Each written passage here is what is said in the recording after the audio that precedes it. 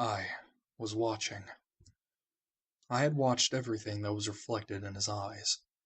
I was listening. Every sound that vibrated in his eardrums I heard. Smell, taste, touch. I felt everything he felt. I knew. I knew everything about him.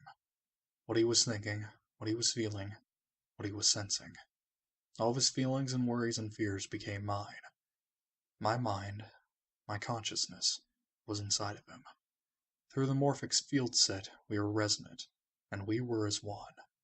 I was him, and at the same time, I was an observer. It started with a tremendous noise like a clap of thunder. That was approximately 9 hours ago. A bomb had gone off in the ship we were on.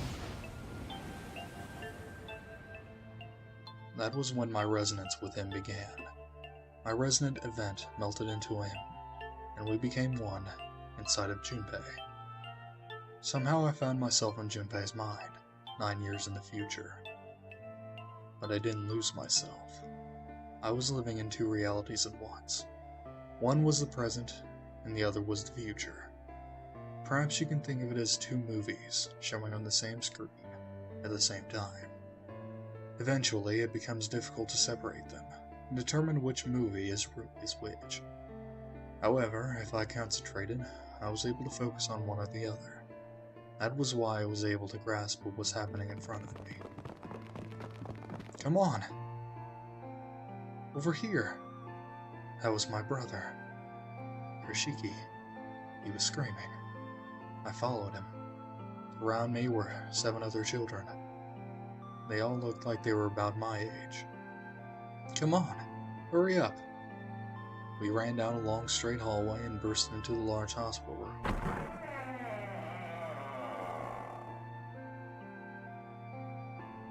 Everyone was arguing. 2 of the boys got in a fistfight.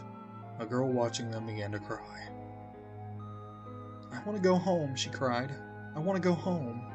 Another girl slapped the crying girl and glared down at her. It has been 2 hours since the notary game began. We were starting to fall apart. But just when all hope seemed lost, Light started talking. He was blind. 9 years later, we would call him Snake. Hello, everyone. Yes, could you come over here for a moment? He was older than most of us, and his voice had authority and dignity. The fights had died down, and we gathered around him. I have a little sister. She's very important to me. Right now, she is over in Building Q and is desperately trying to send information over to me. Her name is Clover, and today is her 9th birthday. What? God dang it. As he spoke, he pulled something from his pocket. In his hand were 9 4-leaf clovers. I was going to give these to her as her birthday present. I was outside picking them when I was abducted. I'm sure I've already told you, but I'm blind. For a man who can't see, collecting 9 of this very specific plant is, well, it's difficult. But my sister means a great deal to me, and I hope that these would show her how much I cared for her. Since it's her 9th birthday, I thought 9 4-leaf clovers would be appropriate.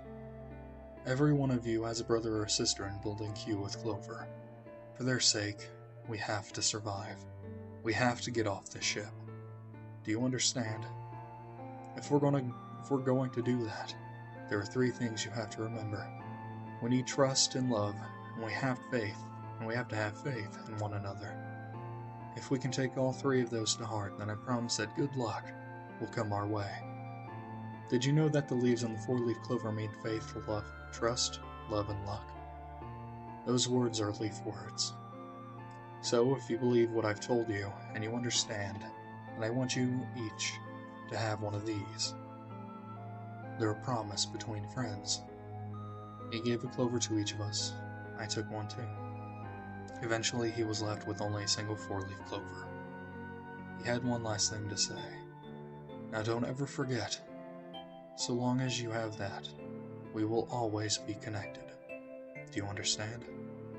When he finished, the tension of only a few minutes before was gone. We were calm. After that, we ran around the ship for a while longer and opened several of the numbered doors until we finally found a door with the number 9 on it. In fact, there were 2 doors with 9 on them, and we found them in the chapel. We split into 2 groups and walked through the doors.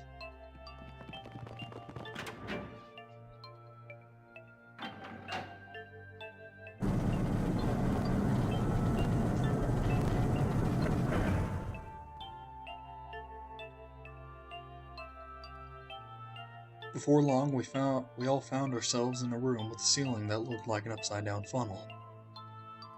For some reason, this room had another number 9, but this time, it was only the 1. But if there was only 1 door, that meant only 5 people could escape.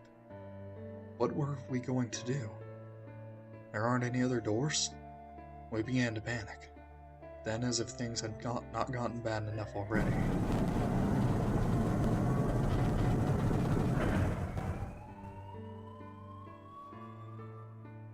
Warning. Warning. Emergency incineration command has been acknowledged. Automatic incineration will take place in 18 minutes. Please evacuate the incinerator immediately. Repeat. Emergency incineration command has been acknowledged. What? What's happening? What did that thing say? That didn't sound good. My brother, Krishiki, swallowed hard and answered, I think it means this room is going to burn. Burn. The plaque on the door says incinerator, and that voice said that the incineration is about to start, and incinerate means to burn. No! Help me! Abject terror filled the room as everyone began to scream and cry. Every pair of eyes were filled with despair. And then, high up on the wall, a door opened, and a man appeared.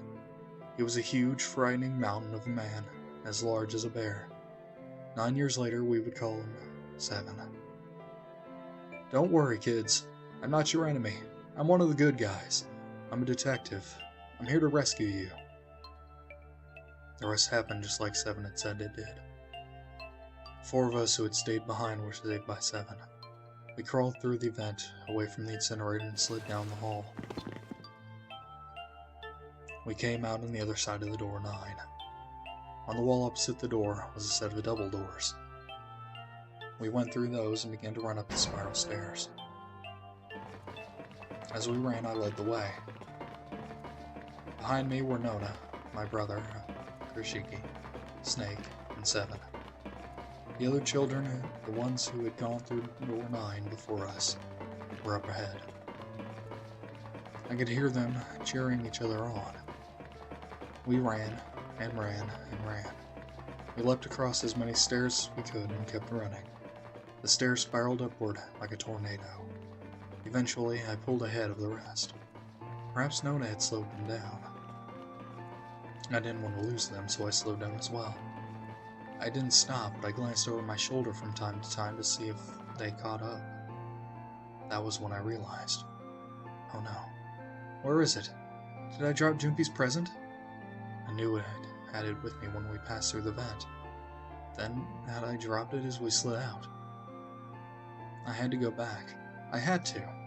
But I know I couldn't tell the others. They would stop me. I was sure of that. I didn't stop to think. I simply moved. I ran to the central hall, a room that connected to all the other areas of the ship, and hid in the shadows.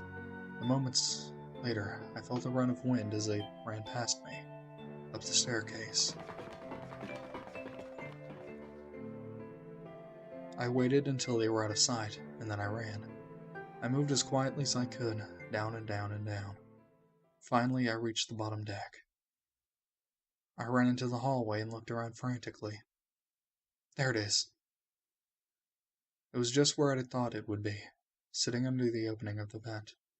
I ran over and snatched it from the floor, but as I ran back towards the stairs and freedom,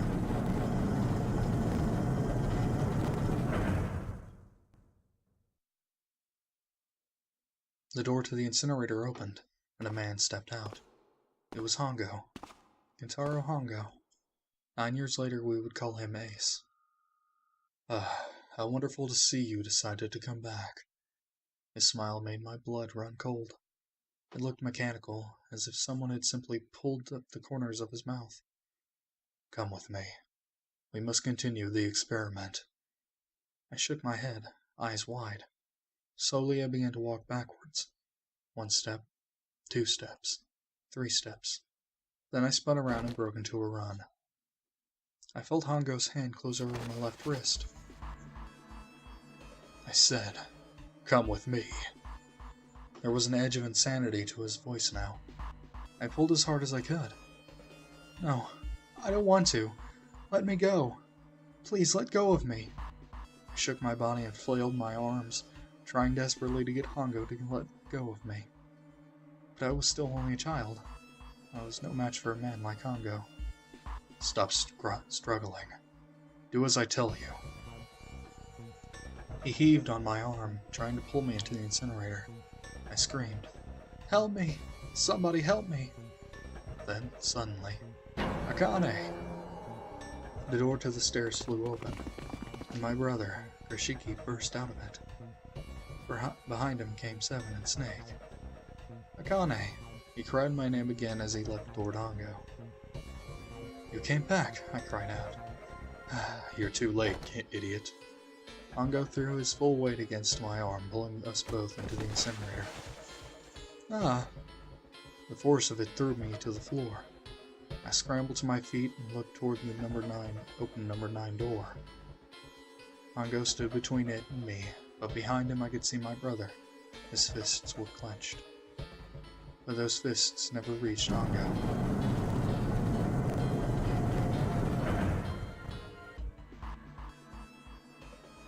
With a cold, heartless screech of metal on metal, the door slammed shut. Hongo glanced at me mechanically, his face registering that there was an object there, but not anything he would consider a human being. Then he turned away and walked to the red that sat next to the door. He reached into his pocket and removed 2 bracelets. He waved them both over the scanner panel. 2 asterisks appeared on the red. He checked the screen, then tossed the bracelets carelessly onto the floor. What was he doing? What was the point? He made no effort to explain himself, of course. He said nothing at all and walked past me as though I were nothing more than a rock by the roadside. A few moments later,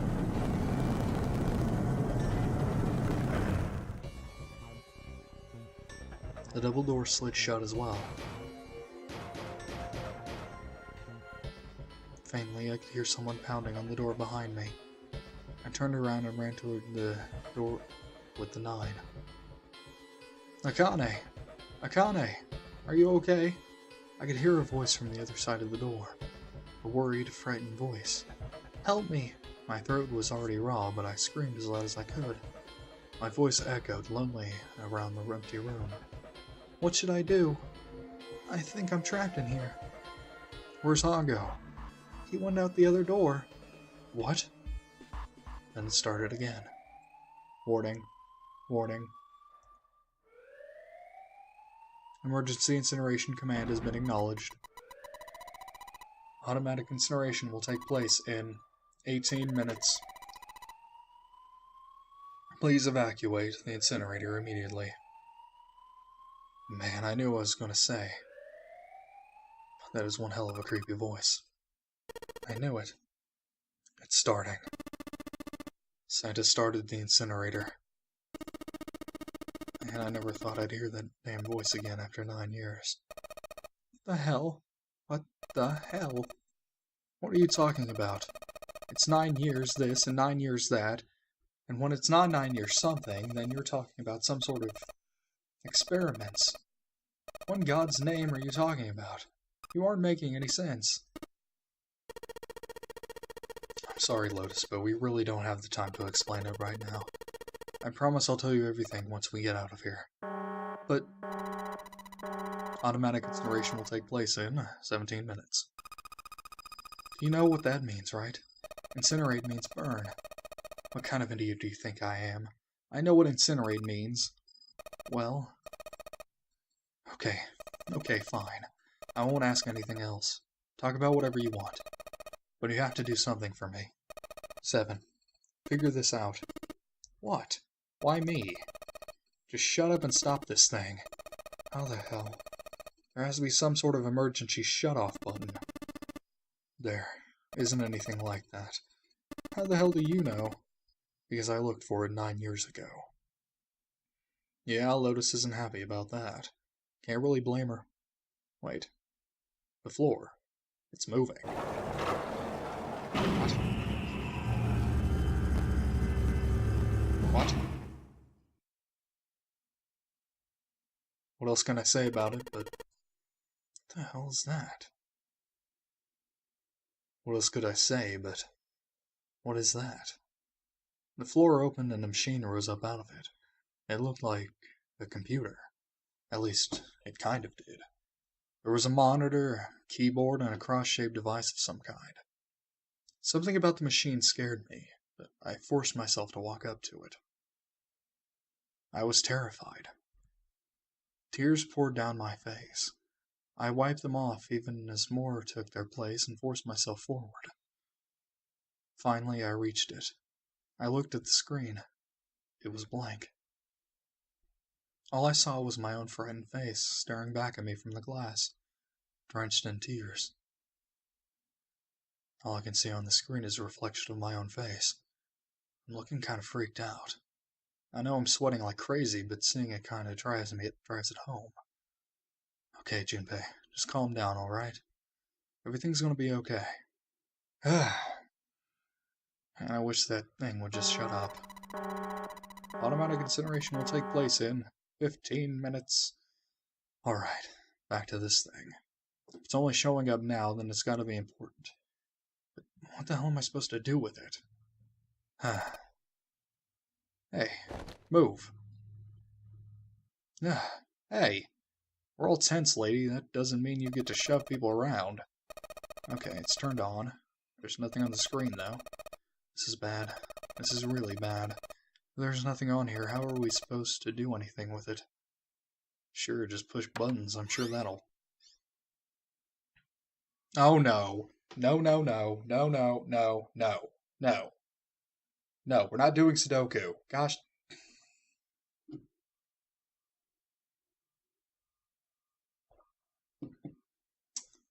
At least it's on now, playing Sudoku. It's on the screen, though. What is this? What the hell? Looks like some sort of puzzle. It's got a bunch of numbers scattered across a 9x9 grid. The numbers range from 1 to 9. Do you think that if we solve this puzzle, the incinerator will stop? Yeah, well, we can hope, right? Alright, puzzle, how do you work? Oh man, that voice again. Automatic incineration will take place in 13 minutes. 13 minutes. Can we really do this? My heart feels like it's gonna pop. My heart was pounding like it was about to explode. I stared at the puzzle on the screen. I was sure I had to solve it somehow, but I had no idea how. My connection to Junpei had been gone for a while. His mind was gone. I couldn't get any more information from him. I felt the seconds tick by as I stared at the screen, completely lost. My cheeks felt hot as tears poured over them. Then I heard a voice. Hey, what are you doing? It was muffled. I turned around. Pressed against the window in the entry door was a face. A frightening, evil face. Oh, it was Hongo. How long had he been watching me? Don't know what to do. He was yelling, but his voice was still muffled. It's simple, really, but I suppose I might as well tell you. Just solve the puzzle in that machine. His laughter was muffled by the door, but it still tore at my heart like the claws of a vicious monster. I bit my lip and glared at Hongo, struggling to hold back hot tears. You're a terrible person. I hate you. Oh my, how could you call a gentleman such as myself a terrible person? That's not very nice. I'm quite fair. I don't use tricks or play dirty. You see, I've even left you a way out. A way out? Didn't you hear me? All you have to do is solve that puzzle. Do that and you can stop the incinerator. What's the point of stopping it? You only capture me and make me do this all over again. I'm not going to listen to you. If you're just going to throw me back in here, I might as well just die now. My goodness. Haven't you listened to anything I've said? I told you I'm a fair man. Huh? If you solve the puzzle, the verification function of the red will in turn activate. If this experiment is to deliver valid results, there must be a chance of success. If you succeed, you will escape. The verification function of the red? Then I remembered. Before Hongo left the room, he had scanned 2 bracelets onto the red. Ah, so you do remember. Right now there are 2 numbers in the red. The first is 1 and the second is 3. Say, Akane, what's your number? I looked down at my left hand. The face on the red bracelet showed a 5.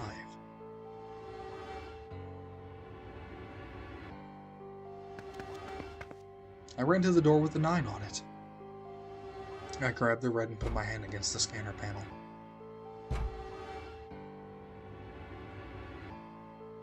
You really aren't one for listening, are you? I hear Hongo's muffled voice from across the room. I already told you, didn't I? Once you solve the puzzle, the verification function of the red will activate. In other words, if you haven't solved the puzzle, you can't enter your number. What kind of a fool are you? Why are you doing this? You could never understand. You don't know what it's like to spend every day surrounded by monkeys. Now start the experiment. Solve the puzzle. I can't. I don't know how. Of course you don't. Isn't that the point? You understand, don't you? Access the morphogenetic field and find the solution. I can't. Then you'll die. You'll burn alive. It's going to be quite hot in there in a few minutes. I imagine it'll be very painful.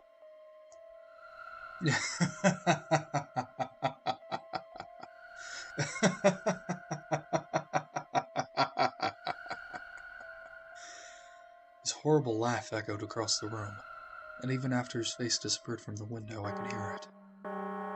Automatic incineration will take place in 10 minutes. I was crying. Great gulping sobs broken by hiccups that shook my body. I was terrified. I could feel my fear pressing down on me like a tremendous weight. Somehow I forced my shaking legs to carry me back to the device. I stared at the empty monitor. I can't.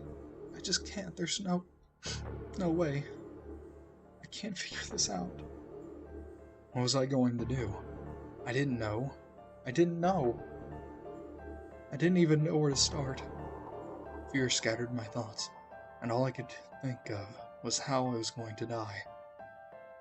My palms were sweating and my blood was boiling in my veins. It was hot. So hot. I couldn't breathe. I felt dizzy. My heart roared in my chest as if it would pound itself to pieces.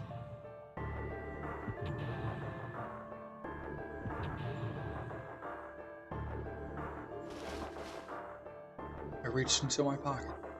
I wrapped my hand around the thing I'd come back to get. The doll Junpei had given me. At least I had that. I held it tight with both hands and prayed. Help me, Junpei. Help me.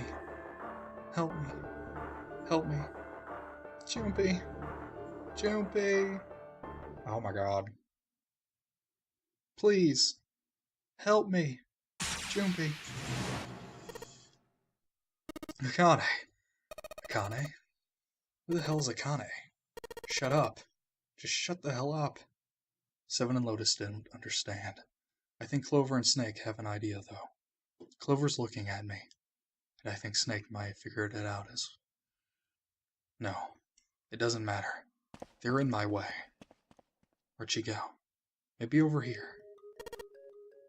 Akane! Akane! Can you hear me, Akane? Say something.